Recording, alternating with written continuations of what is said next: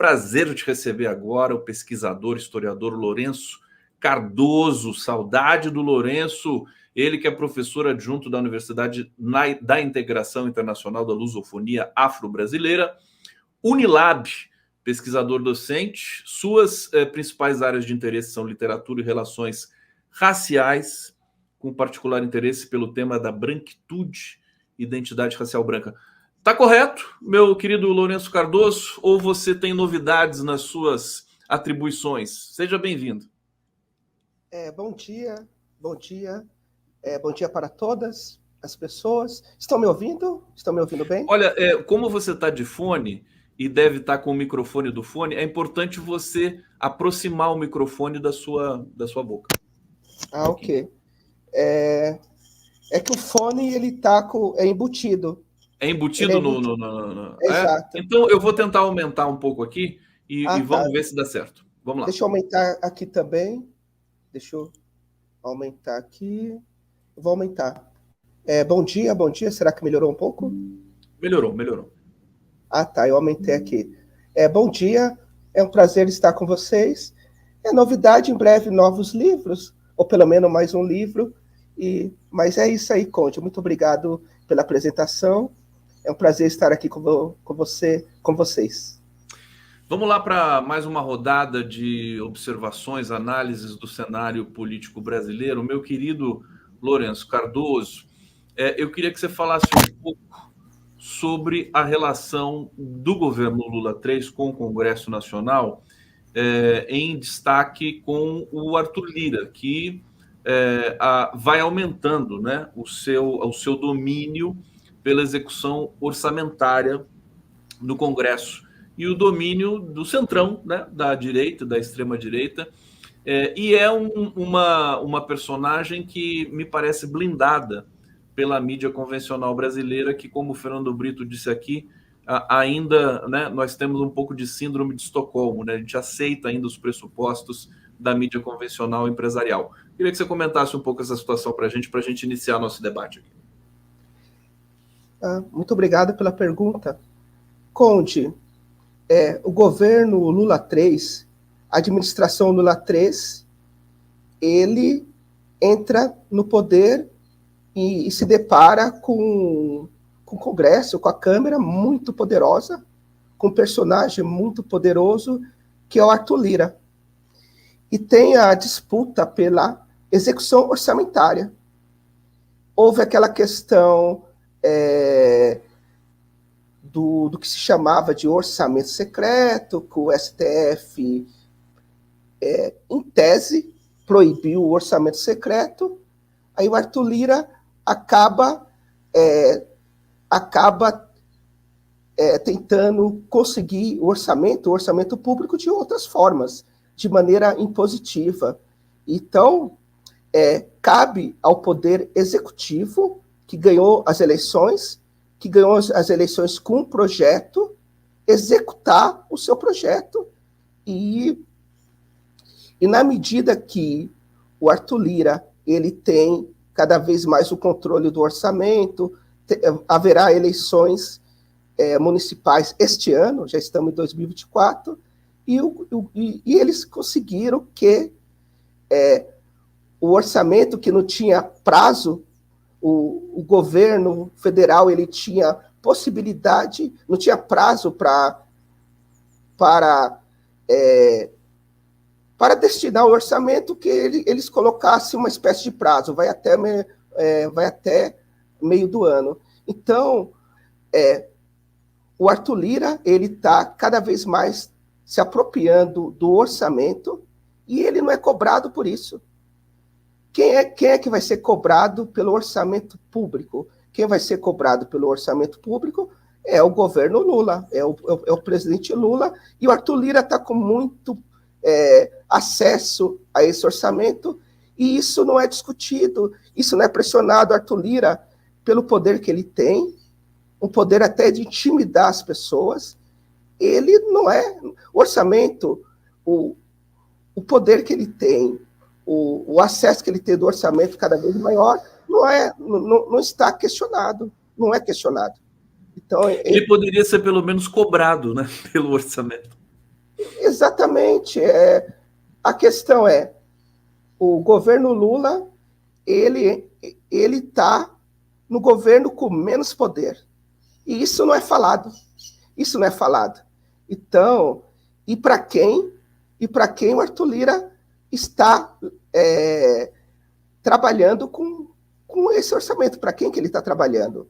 O governo Lula pressupõe que ele quer trabalhar, ele quer orçamento para que esse orçamento alcance cultura, alcance educação, alcance ciência e tecnologia, alcance as pessoas mais pobres. E, na medida, alcance o PAC para acelerar a economia, para aquecer a economia, e, na medida que o Arthur Lira tem acesso a esse orçamento,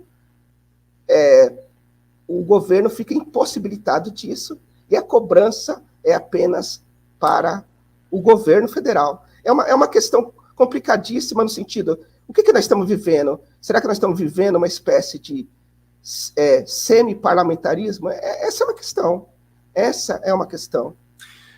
Você acha que o presidente Lula, em especial, ele está com a experiência que ele tem, ele está lidando bem com essa situação?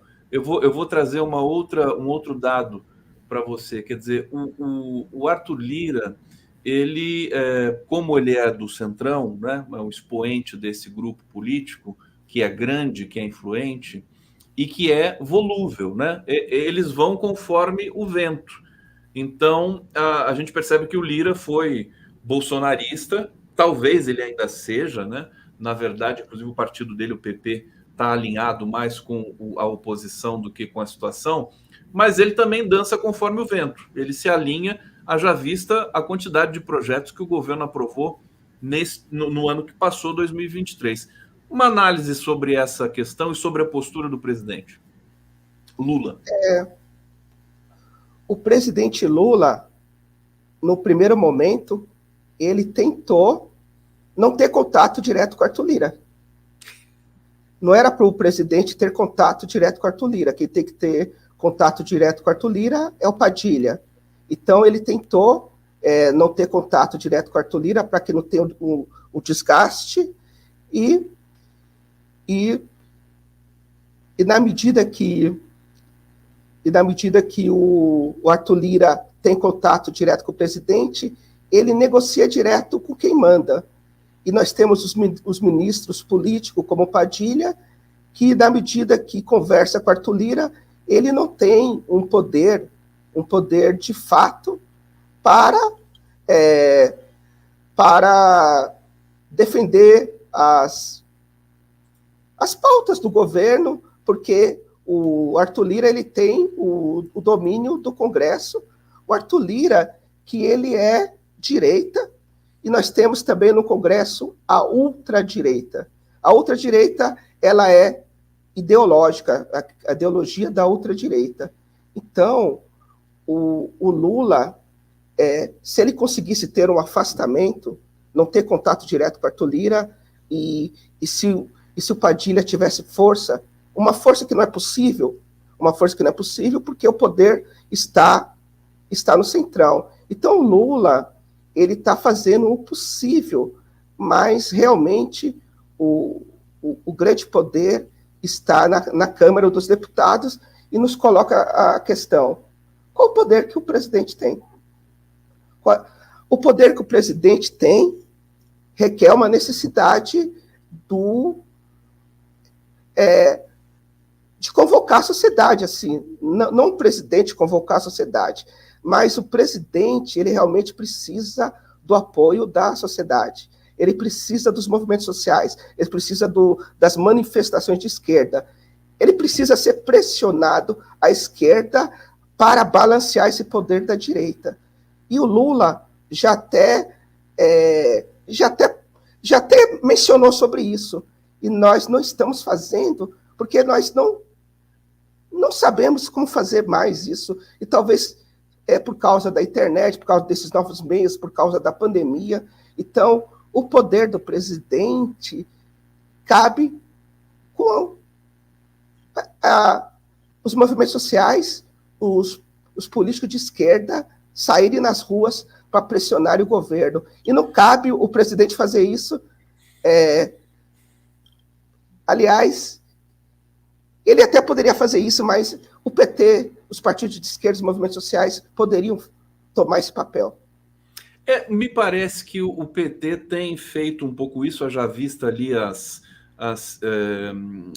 provocações, enfim, os dilemas entre Gleisi Hoffmann, presidenta do PT, e o ministro da Fazenda, Fernando Haddad. A gente vai tratar disso mais adiante. Mas eu até, enquanto você estava falando, quer dizer, você está dizendo uma coisa importantíssima, que é a gente desaprender um pouco como fazer isso, né?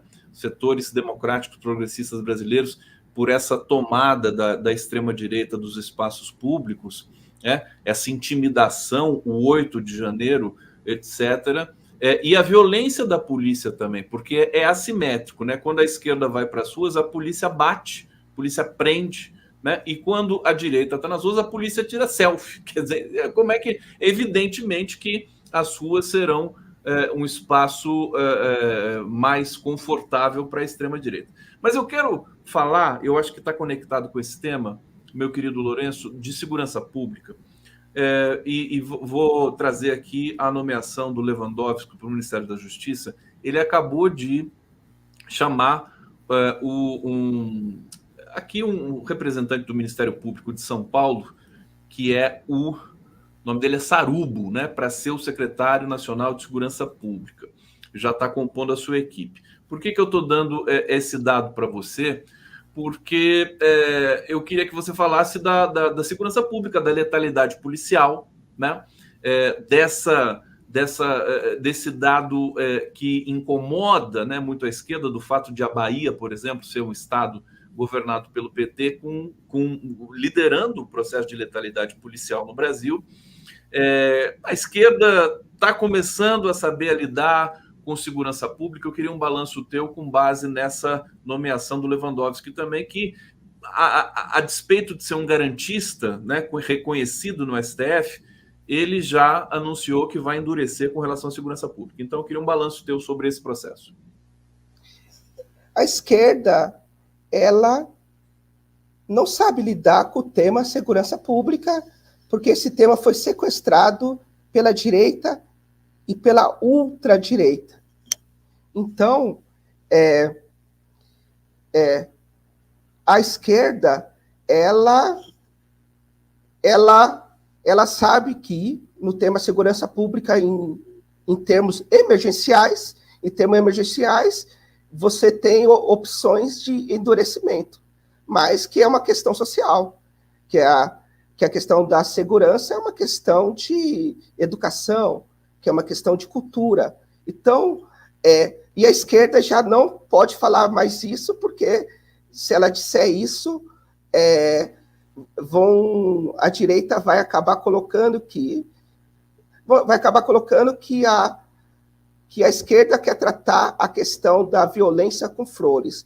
Então, essa questão da segurança pública é algo que a esquerda ainda não sabe lidar, mas é algo que, em temas emergenciais, a esquerda, em temas emergenciais, é a polícia.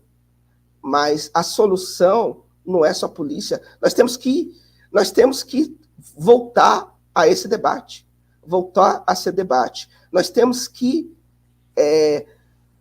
humanizar a polícia. Nós temos que mostrar que segurança pública para, por exemplo, os negros, significa insegurança pública. Insegurança.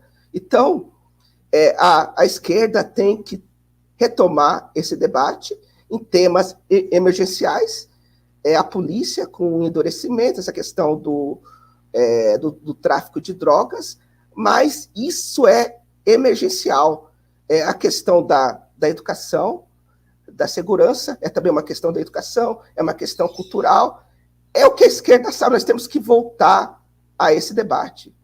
Nós não temos que ter vergonha das nossas pautas. Nós não temos que perder a nossa característica de esquerda. Sim, de maneira emergencial, é a polícia, mas a polícia não é a solução. Você tem, digamos, apreensão com a possibilidade de a esquerda brasileira acabar sendo capturada também por um discurso mais de maior truculência com relação à segurança pública, porque justamente essa fala do Lewandowski, né? Ele disse numa entrevista ao Globo, se não me engano, que, que vai ser linha dura com relação à segurança pública, ou o Globo apurou entre os integrantes ali próximos do governo, próximos ao Lewandowski, né, que ele vai ser linha dura. Quer dizer, a esquerda, se ela se apresentar linha dura, esse sintagma, né, já é digamos, uma espécie de captura, né? O que você diria? Você tem medo com relação a isso? A esquerda acabar sendo capturada por esse discurso linha dura da segurança pública? Por uma questão eleitoral, talvez? É uma questão eleitoral. O perigo disso é que não há diferença entre a esquerda e a direita nesse ponto. E se não há diferença, se eu sou linha dura, aí o eleitor prefere o linha dura original. Então, o linha dura original é a direita. Então, em questão emergencial, é a questão de você agir com energia, questão emergencial, mas a esquerda tem que estar na escola. Tem que mostrar o diferencial. Em questões emergenciais, é a questão da linha dura, mas depois, o que o ministro da Segurança está fazendo na escola? Está fazendo política da educação. O que o ministro da Justiça e da Segurança está fazendo no teatro? Está fazendo segurança. Tem que mostrar o diferencial, porque se a esquerda não mostrar o diferencial, não é necessário a existência da esquerda. E nós perdemos, porque eles vão preferir o linha dura original. Então, tem que ter um diferencial. Tem que ter um diferencial. Importante. E o diferencial é essa esquerda, que é a questão humanista. Humanista. De sensibilidade social. É uma questão de... quem sabe sobre segurança? Quem sabe sobre a segurança é o movimento hip-hop. O que você tem a nos dizer? É os movimentos sociais, movimento negro, MST, com a violência no campo. O que vocês têm a nos dizer para além do momento de choque, do momento de emergencial, que é o momento que é necessário energia? Nós temos que mostrar a diferença entre direita e esquerda. Aí fica naquela questão do centro, aí todo mundo é centro, aí vai voltar aquela ideia de que não existe mais direita e esquerda, aí vem a ultradireita, que é ultradireita, e fala, não, nós somos direita. Lourenço Cardoso está aqui alertando a gente, eu acho que é muito, muito sutil o comentário do Lourenço, no sentido de que a esquerda corre o risco de perder a identidade na ânsia de se cacifar eleitoralmente em alguns nichos, né? Já que a direita ocupou espaços que antes não eram dela. Então, acho isso muito estratégico, muito interessante. O pessoal está perguntando aqui no bate-papo se o Lewandowski, se o Capelli vai continuar no Ministério da Justiça. Não vai, tá, gente? Ele já foi, o Lewandowski já chamou o seu antigo assessor do STF, Manuel Carlos, para ser secretário executivo, número 2 do Ministério da Justiça. Então, o Capelli vai seguir um outro caminho, a despeito do trabalho até elogiado que ele fez no Ministério da Justiça. Agora, o Capelli é esse elo que você está mencionando aqui, porque ele veio com um discurso linha dura, né? E ele era, digamos, o número 2 do Flávio Dino. Que avaliação que você faz do trabalho, desse ano de trabalho do Flávio Dino diante do Ministério da Justiça e dos desafios que eles tiveram, por exemplo, com a crise no Rio de Janeiro, a questão das armas, da apreensão das armas e do próprio 8 de janeiro, né, Lourenço? Hoje, por exemplo, a Polícia Federal, a Operação Lesa Pátria, fez uma operação de busca e apreensão na casa de um deputado bolsonarista, que é o Carlos Jordi. Um comentário sobre esse processo para a gente, por favor. O Flávio Dino, enquanto ministro da Justiça, ele tem algo interessante que é pedagógico. Ele está se comunicando o tempo todo. Na medida que ele está se comunicando o tempo todo, ele está se explicando, ele está debatendo, ele está sendo questionado, ele está nas mídias tradicionais, na medida do possível ele também está nas mídias alternativas. Então, o Flávio Dino ele foi muito bem sucedido na medida que ele tomava as decisões e ele se explicava, e ele estava sempre ele estava sempre publicizado, estava sempre sendo questionado, e ele tinha respostas para dar. Você concorda ou não? Eu acho que os outros ministros também deveriam estar se comunicando, se explicando o tempo todo, dialogando com a população. Flávio Dino foi lá na comunidade da Maré. Eu acho que os ministérios eles têm que estar se comunicando com a população, se comunicando com os seus veículos de redes sociais, e se comunicando com a mídia alternativa, se comunicando com a mídia tradicional, quando respondendo críticas. A mídia tradicional me criticou, eu respondo. Então, tem que se comunicar o tempo todo, e tem que se comunicar com a população mais pobre, coisa que eles só fazem em época da eleição. Vou fazer agora em 2024. Não, nós temos que estar se comunicando, explicando o tempo todo. O Flávio Dino, você pode discordar ou concordar, mas ele está debatendo. E eu acho que cabe os outros ministros fazerem isso. Também estarem na mídia alternativa. A mídia alternativa.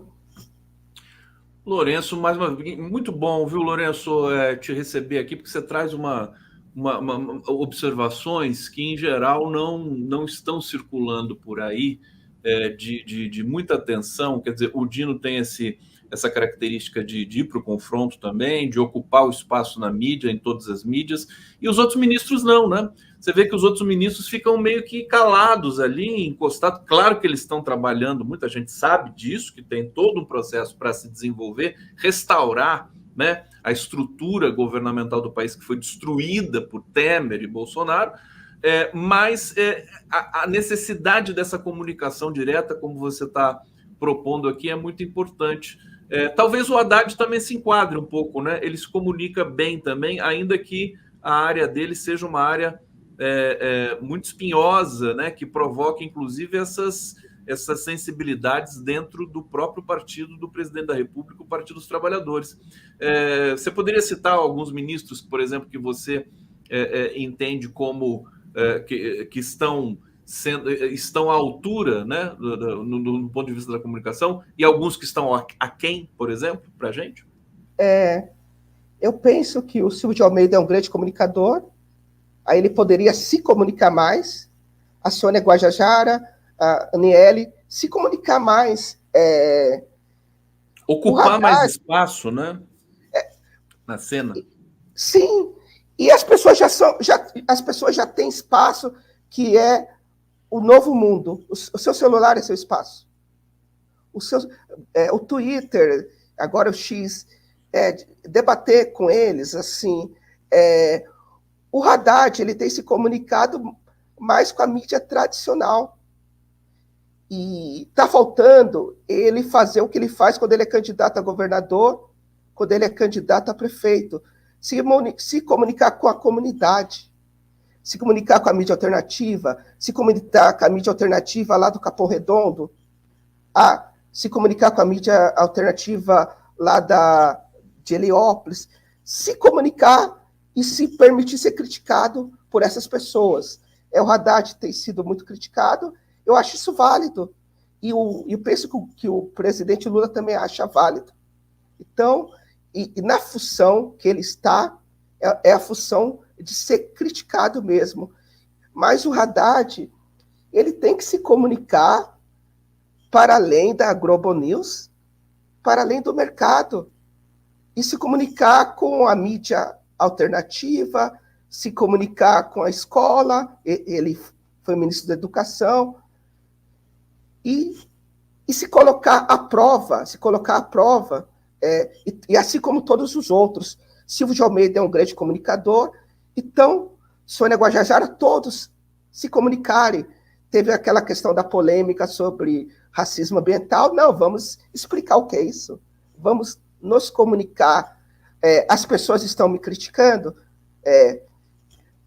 Eu acho que uma coisa que os governos têm que fazerem, não deixar sem resposta crítica da mídia tradicional. Não a grande figura. A grande figura é o presidente Lula. O Lula não deve responder. Mas os ministros, os secretários, têm que responder todas as críticas indevidas. Tem que responder sempre. Sempre. Que é uma coisa, Lourenço, se você me permite, que o governo anterior, Bolsonaro, fazia, a despeito de todas as tragédias que ele cometia, mas eles ocupavam esse espaço. Os ministros todos tuitavam, né, enlouquecidamente. O que não acontece, quer dizer, a esquerda precisa aprender um pouco isso. Tem muita coisa que a esquerda precisa aprender, na verdade, mas eu acho que esse seu alerta para a questão da comunicação é muito importante. Tomara que o Pimenta esteja nos vendo aqui. Alô, meu querido Paulo Pimenta. Vamos fazer esse debate, né? O pessoal, o Lourenço, está pedindo o seu Instagram aqui no bate-papo, que eles querem te seguir. Então, eu vou colocar na tela aqui. Puxa, esse você... é o Instagram do Lourenço Puxa, Cardoso. Conde, você é muito eficiente, muito rápido. Eu sou rápido, eu teria até dúvida de qual é o meu Instagram. Você já resolveu. Lourenco C. Cardoso. É isso, né? Tudo junto? Exatamente. Eu acho que é você que sabe que é isso. Eu que sei. Daí para vocês anotarem. Deve ser exatamente isso. Eu coloquei no bate-papo também o link para vocês acessarem, seguir. O Lourenço é uma referência no Brasil dos estudos sobre branquitude, enfim, e sobre toda a cena do debate intelectual sobre as questões políticas, do cenário político brasileiro. É uma honra tê-lo aqui no nosso 11 News. Lourenço, eu queria perguntar justamente para você, você falou da Sônia Guajajara, do Silvio Almeida, a cena da Sônia Guajajara, do Silvio Almeida, Marina Silva e da presidenta da FUNAI, como é que é o nome dela mesmo? Agora me deu branco aqui, daqui a pouco alguém me lembra aqui no bate-papo, a presidente da FUNAI. Eles foram para a reserva Yanomami. Para mim, me pareceu muito que a pedido direto e exigência, vamos dizer assim, do presidente Lula, porque o que aconteceu no território Yanomami? Houve aquela desintrusão, aquele processo fantástico, cinematográfico, eles tiraram 20 mil garimpeiros daquele território, levaram mantimentos, né, para os 20 mil Yanomami, 30 mil que vivem ali naquele território. Só que um ano depois, os garimpeiros voltaram para lá, os aviões, os helicópteros e tudo mais. E isso está ligado a uma questão que lhe é cara, que é a pouca receita dos ministérios, né? Por exemplo, o Ministério Indígena, dos povos indígenas, do próprio meio ambiente, para se confrontarem com os interesses econômicos que pairam também em todas essas dimensões do Brasil, haja vista também garimpo, desmatamento, soja, né, o agronegócio. O que está faltando na sua visão? E eu queria que você falasse um pouco também da performance desses ministros que são centrais aí para essa questão do meio ambiente e do direito dos povos originários no Brasil. Conde, sejamos francos, não deixo eles trabalharem. São pessoas, Marina, Sônia Guajajara, Silvio de Almeida, pessoas brilhantes. Se você volta daqui a um ano e a situação continua semelhante, é porque não deixaram eles trabalharem. Não deixaram eles lidarem com o interesse do capitalismo devastador, com os interesses dos mineradores, com os interesses da direita, com os interesses da ultradireita. Então, não deixaram eles resolverem ou caminhar por uma solução a longo prazo das questões. Então, são ministérios que eles querem que tratem de questões, mas sem incomodar muito. Porque se incomodar, vão dizer, estão incomodando o ministério que é realmente importante, que é o Ministério da Economia. Então, eles trabalham com o fio da navalha, Ministério do Meio Ambiente. O Ministério do Meio Ambiente, ele pode trabalhar até o ponto que no choque com a economia que é devastadora do ambiente. O Ministério dos Direitos Humanos. O Ministério dos Direitos Humanos pode trabalhar a partir do momento que no choque com a política de insegurança pública. Insegurança. A política que é desumana em relação às pessoas negras, aos direitos das pessoas que estão presas. Então, são ministérios que você pode ir até um determinado ponto, então eles acabam sendo simbólicos. Eles existem, mas eles não podem atuar a ponto de entrar em conflito com os interesses da direita. Conde, você lembra quando o Ministério dos Direitos Humanos, vamos fazer a visita no sistema carcerário? Teve todo o escândalo. E por que o escândalo? Porque eu vou entrar em choque com o ministro da Casa Civil, Rui Costa. Eu vou entrar em choque com o governador da Bahia, que é do PT. Eu estou começando pela esquerda. Eu vou entrar em choque agora com a direita. Vou entrar em choque com São Paulo.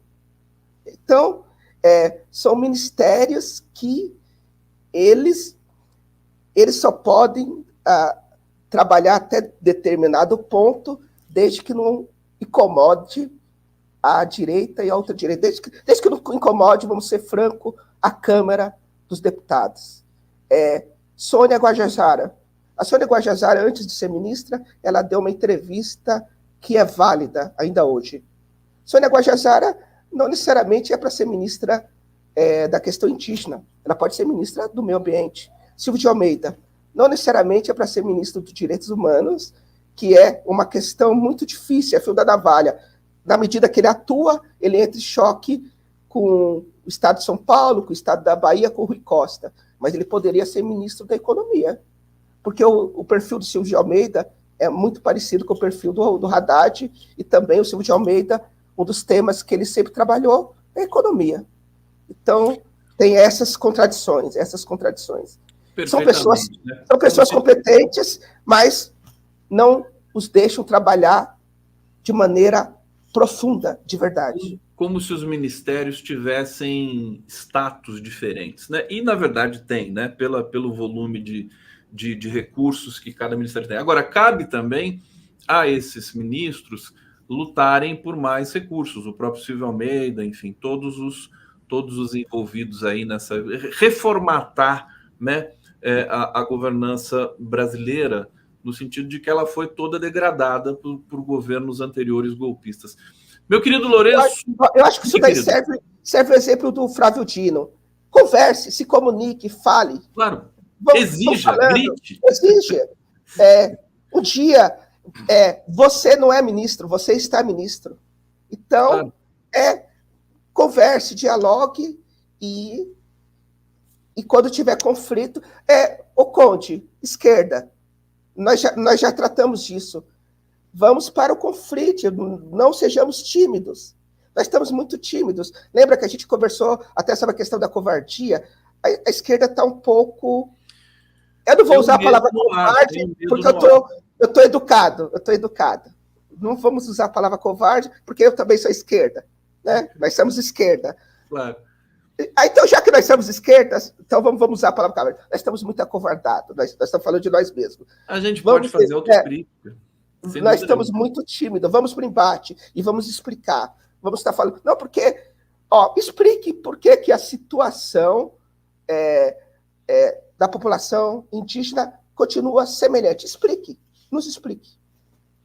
Perfeito. Não, eu sou adepto desse confronto. Evidentemente que também a gente tem nosso lado pragmático da conversação, que é uma lição que o próprio Lula apresenta, mas existe essa mistura, né? Esse coquetel, né? Não, vamos conversar, mas nós precisamos nos impor também com as nossas pautas. A Natácia Souza que perguntou aqui, Lourenço, qual o seu Instagram para eu te seguir? Já coloquei na tela, vou colocar de novo, já coloquei no bate-papo. Marina da Silva, concordo, Lourenço, a ministra Aniele foi citada no Desmascarando e ela deve vir nos explicar em letras miúdas o que é racismo ambiental e climático. Conde, chame a ministra Aniele Franco. Vou chamar. Perfeito, aqui o Lourenço vai comentar na sequência. Roberto Henriques, para alcançarmos as massas é preciso desideologizar as ações de abordagens. Temos que sair da identidade para o universal. Campos de Goitacazes, obrigado, Roberto Henriques. Ednelson Almeida, já estou te seguindo, Lourenço. Gente do chat, aumenta os likes aí. Vamos lá, aumentar o like e as inscrições aqui no canal. Jussara Santana Conte, excelente live. Obrigado. Ela diz aqui, Lourenço, prazer te conhecer. O pessoal aqui é sempre muito carinhoso, que é muito bom. Vivian Lee, Funai, Joênia Wapchama, obrigado. Eu tinha esquecido o nome da Joênia, que é fantástica também, que é uma pessoa muito comprometida. Agora, eles estão lidando com estruturas que, como disse o Lourenço aqui, precisam ser aprimoradas, né? Lourenço, para terminar, eu queria que você falasse um pouco de uma demanda que eu também me expresso aqui quase que cotidianamente, do governo se jogar nos braços da mídia convencional de novo, depois de tudo que aconteceu, e meio que esquecer as mídias independentes com a seguinte, eu sei o que eles pensam, né? Eu sei o que o Lula pensa com relação a isso. Eles já nos apoiam, então não precisa ficar ali dando atenção, dá umas migalhas ali que eles vão aparecer, que eles vão continuar nos apoiando. O importante é conversar com quem não gosta da gente. Eu estou pensando em deixar de gostar do governo para ver se eles conversam mais comigo, o Lourenço. Vai dar certo. Vai dar com certo. Certeza vai. O pensamento é um pensamento antigo. O pensamento da comunicação do governo é um pensamento tradicional. Qual o futuro da comunicação? O futuro já é o presente. Citando nomes de mídia tradicionais poderosa. O futuro da Rede Globo não é Rede Globo. O futuro da Rede Globo é Globoplay. Então, o futuro, o presente, é a comunicação via internet. Essa é a tendência de crescimento. É o grande poder. É o grande poder. E o governo ainda está muito focada nessa mídia tradicional, é sinal que ainda está nesse pensamento antigo, e sinal que esse ministro da comunicação, ele tinha que estar, o responsável pela comunicação do governo, ele tinha que ter assessores, deve ter mais pessoas da juventude, dessas mídias do momento, porque ele realmente representa algo que já passou. O poder até é da mídia da internet. Não é Globo, é Globoplay. Essa que é a questão. E, para mim, era evidente que o governo Lula ia tratar a mídia da internet e a mídia tradicional de maneira igual. Entrevista coletiva, você chama os dois. Não há diferenciação. Não, agora eu vou dar entrevista para a mídia tradicional. Não tem essa diferença. Até para que tenha o contraditório. Para que tenha o contraditório da mídia corporativa e da mídia alternativa. Tem mídia... Então, e esse é o futuro. A ultradireita, no Brasil, fora do Brasil, já percebeu isso. O Lula, ele representa, em termos de comunicação, o Lula não vai entrar nisso. O Lula tentou até entrar com aquele podcast, que não é podcast, é uma entrevista, como ele sempre fez, mas o governo tem que estar sempre, tem que estar... O mínimo que teria que ter é entrevista coletiva, mídia alternativa e mídia tradicional, e nisso já terá o contraditório. Isso claro.